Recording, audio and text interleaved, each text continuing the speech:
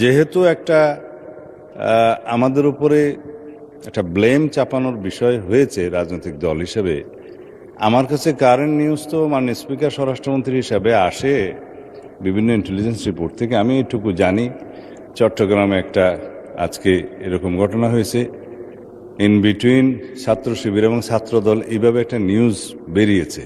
প্রকৃত ঘটনা জানতে গেলে আমার একটু সময় লাগবে, আমি প্রয়োজনে সেটার উপরে 300 বিধিতে বিবৃতিও দিতে পারবো। তবে একতরফাভাবে ব্লেম আমি যেমন দিতে চাই না, মানে সদস্যরও উচিত নয় কোনো ইনকোয়ারি ছাড়া একটা রাজনৈতিক দলের উপরে আক্রমণ হয়েছে ইত্যাদি। তা আমি মনে করি উনি নোটিশ দিলেও আমি বলবো যে আমাকে সময় দিতে হবে, আমি 300 বিধিতে বিবৃতি দেব। আর আমি অনুরোধ করব কোনো তদন্ত ছাড়া অতীতের কালচার মতো এক পক্ষ আরেক পক্ষকে দোষারোপ না করি।